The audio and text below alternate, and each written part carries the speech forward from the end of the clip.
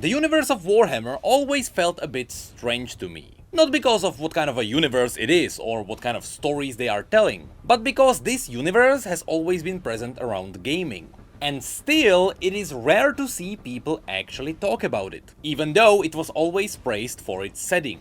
I myself never got the chance to give this universe a fair shake. But since now I'm on a quest to explore all kinds of new universes, after many years, I decided it is time.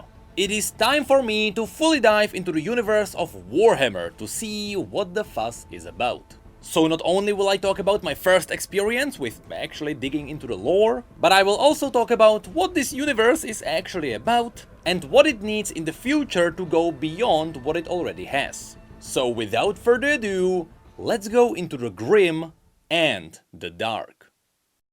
Even though the Warhammer title is often connected to video games, to the surprise of nobody, we should mention that's not where it all began. The Warhammer universe was established by Games Workshop, a British manufacturer who kind of established wargaming.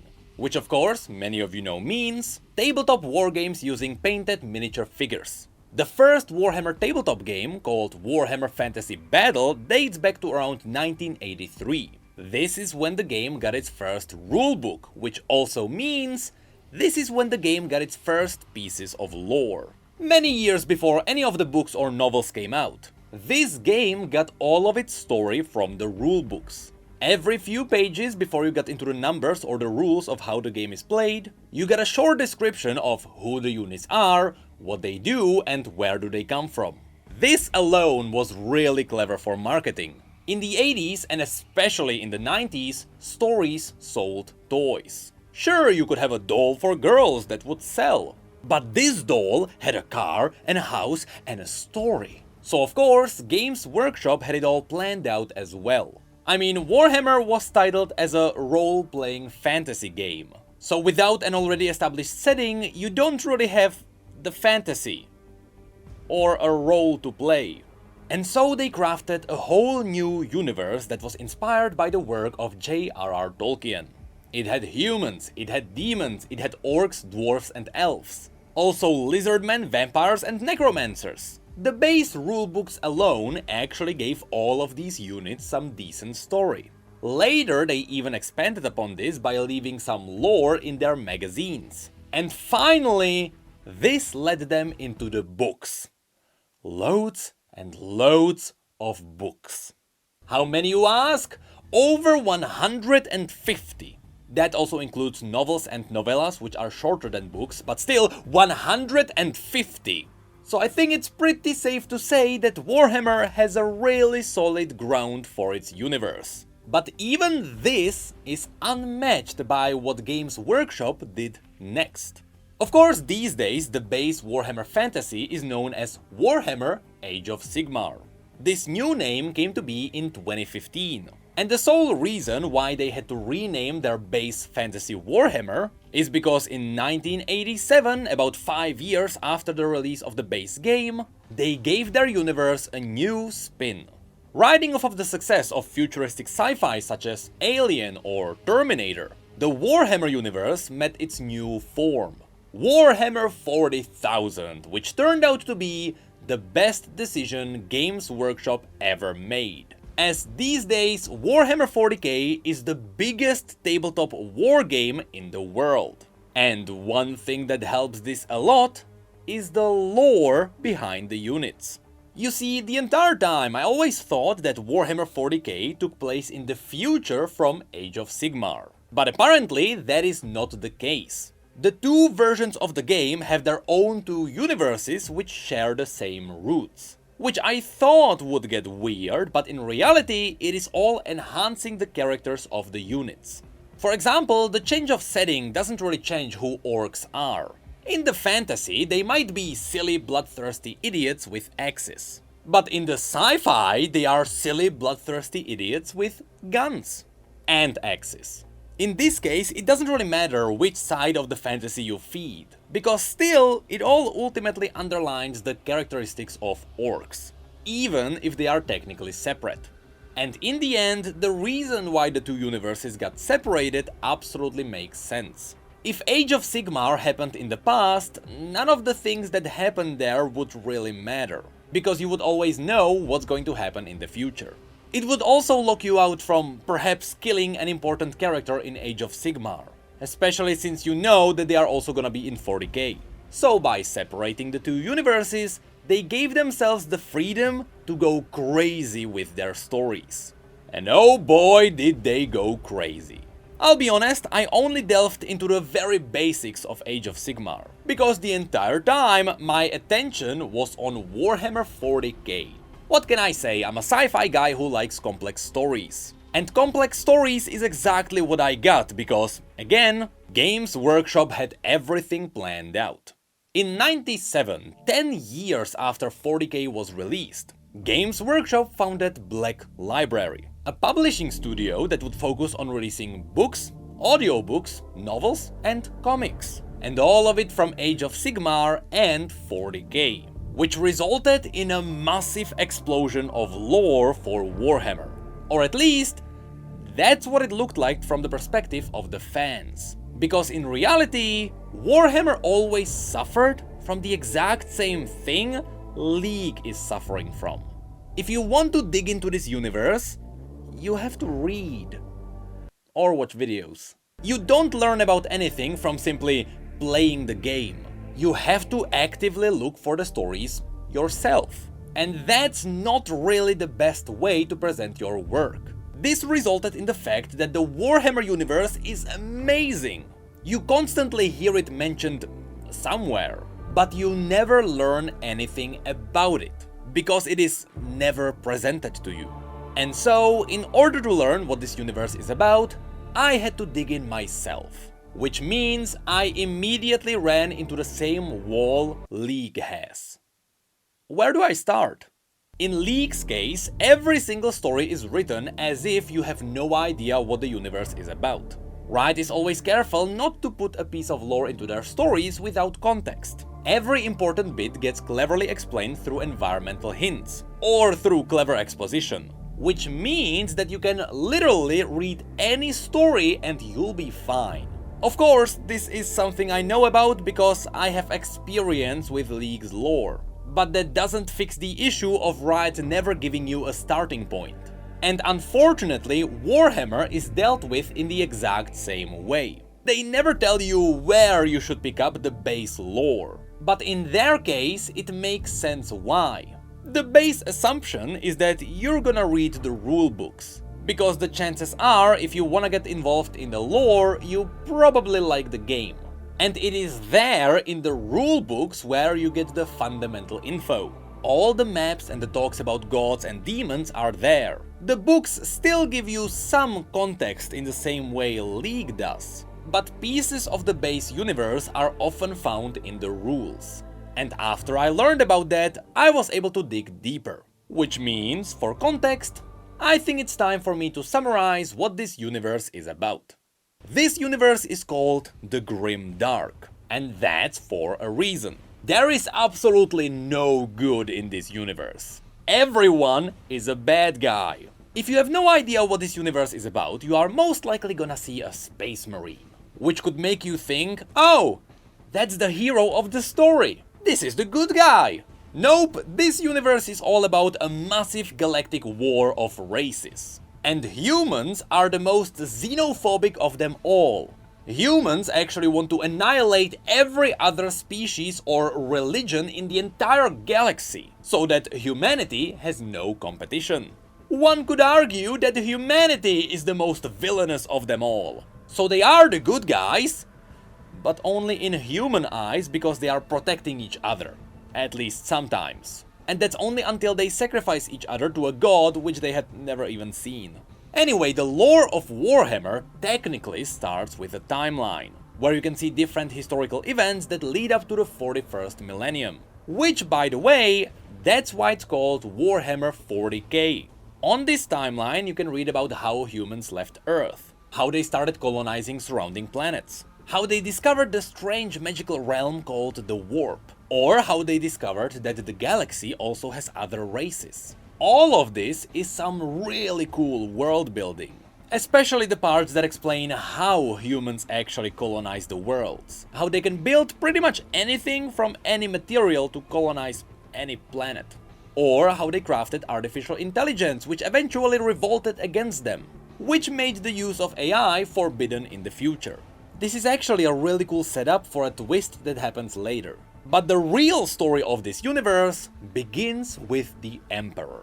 Long story short, once upon a time there was the Emperor, a giant powerful human who only ever wanted to help humans spread across the stars. He was also a scientist on the side, so he started kidnapping toddlers and he started genetically reprogramming them into his own bodyguards. Then he did it some more to create an entire legion of his golden warriors. But later he created 20 other superhumans called the Primarchs. These Primarchs became the leaders of different human legions. You know how the different minis you buy can be painted in any color you want? We'll talk about that in just a moment. Anyway, the Primarchs with their legions scattered across the stars, and they started colonizing different corners of the galaxy. Until an event called the Horus Heresy happened. This is when one of the Primarchs, called Horus, got tempted by the Chaos Gods. The Chaos Gods are the big evil of this universe. Or at least, they are more evil than the rest of the universe. And they all live in a place called the Warp. The Warp serves as a sort of a magical realm that mortals can tap into. This is where the wizards and warlocks of Warhammer get their power from.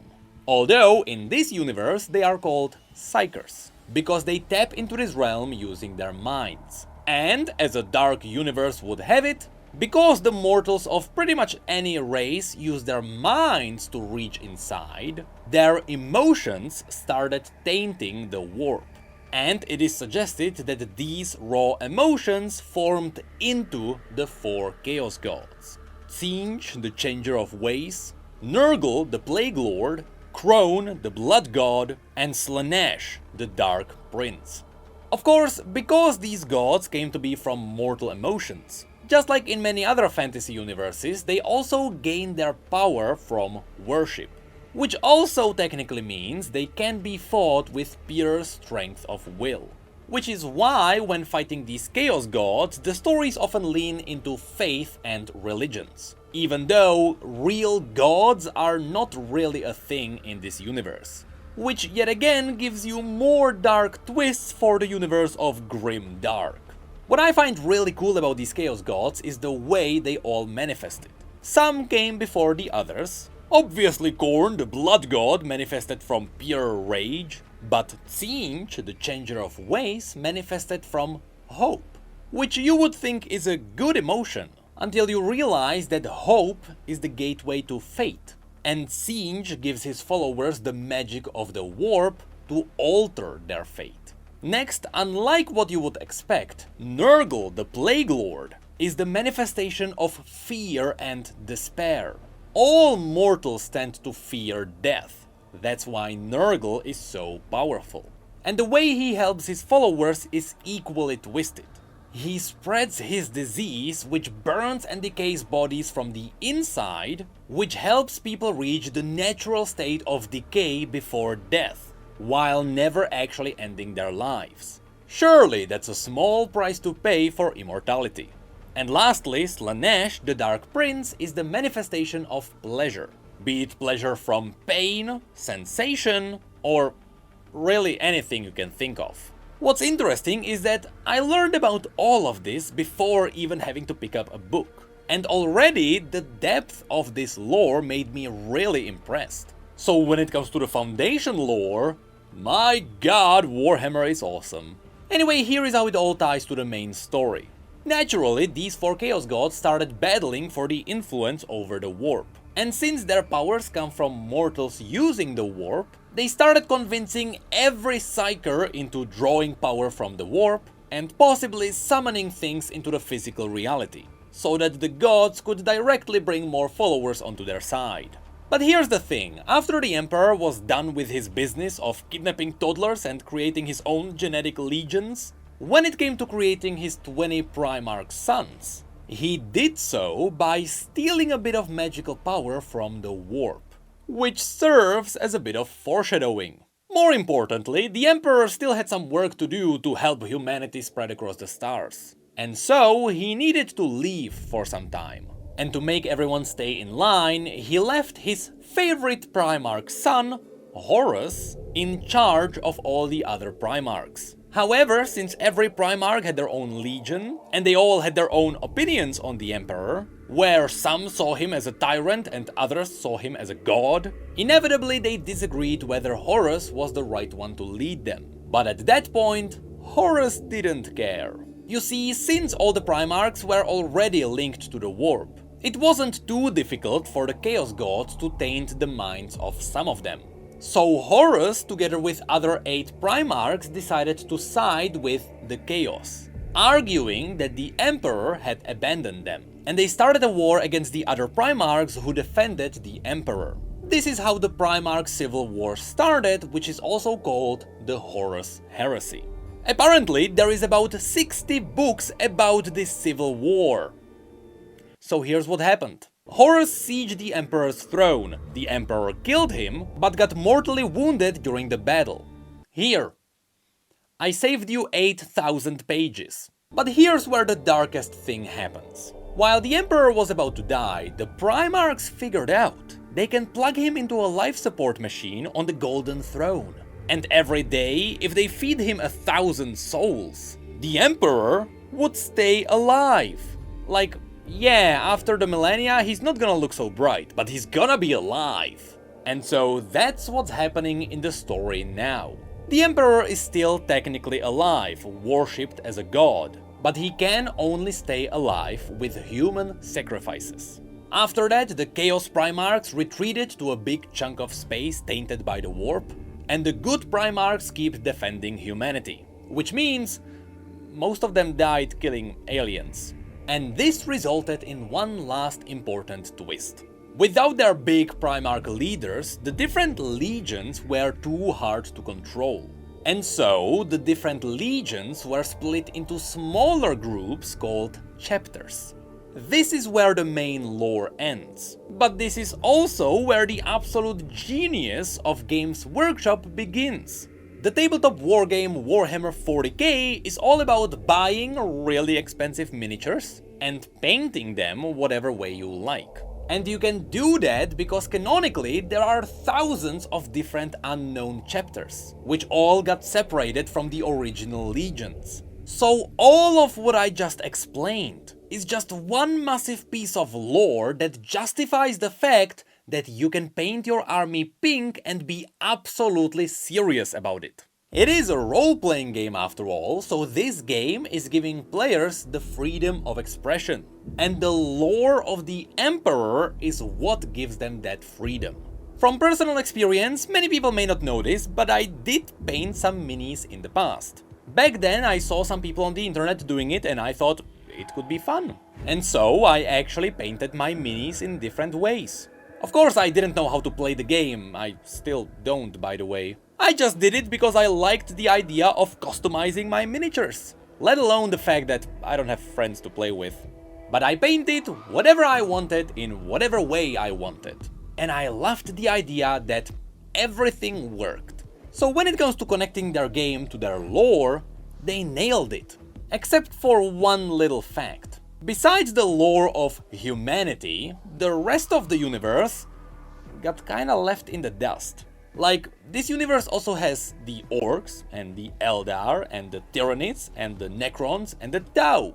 But most of them get very little lore compared to the main storyline. And that's because the overall Warhammer universe is kinda split into two halves. On one side you have the Chaos and the Emperor storyline, and on the other side you have the Xeno storyline of ancient deities creating alien species. And since this is where all the other races are, of course, each of them got a smaller piece of the overall story. With that said, sometimes even a smaller storyline can get grim and dark. Orcs are all about dominating by war. All they really care about is who they can raid and what can they loot. In a way, they serve as a bit of a comedic relief. For example, the Orcs use an organism called squigs for everything.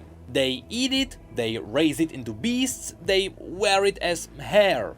Yes, orcs' hair is actually a leech on their head. In fact, they can modify the squigs to be any length and color they like. So when they approach humans, they always wonder why their hair is not as creative. On the other side, you also have the Necrons. The Necrons actually do have quite a bit of their own lore. But long story short, their people were dying. And so they seeked out ancient beings called Catan who held the key to immortality. These ancient beings did agree to make them immortal, which was achieved by literally ripping flesh off of them, replacing it with metal and feeding the flesh to the Catan, after which the Necrons became enslaved.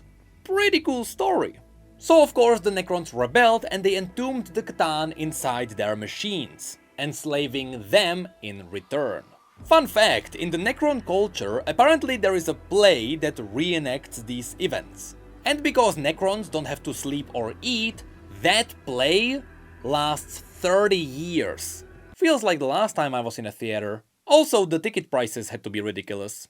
There are many more stories in this universe just like this, with a lot of them being a lot darker. So let me give you two very quick examples. One subsection of humanity are the Adeptus Mechanicus, who worship technology, and who believe the Emperor is a reincarnation of their technical god. The reason why they look like horrifying abominations of humans and machines is because, remember, AI is forbidden.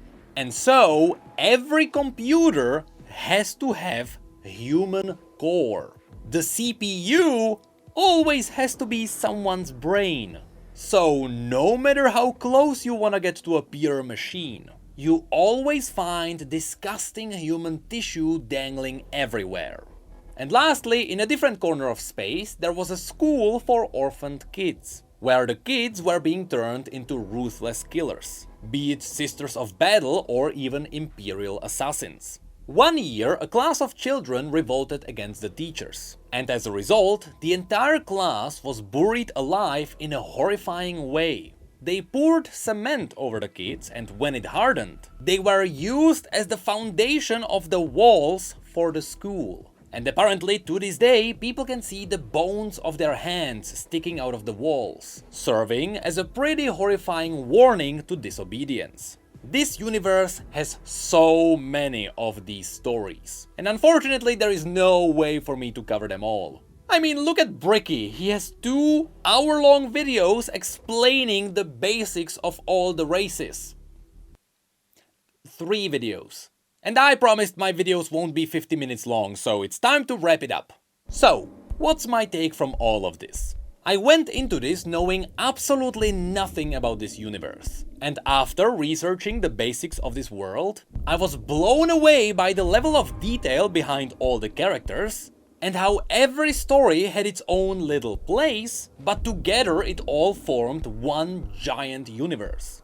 One could say it is rivaling League, but that's not surprising. Among the leaders of League's narrative we have Graham McNeil, Laurie Golding or Anthony Reynolds. Many of you may not know this, but these guys wrote a lot of lore for the Warhammer universe. In fact, I remember that when it was announced that the Warhammer writers would be working on League, it was a really big deal.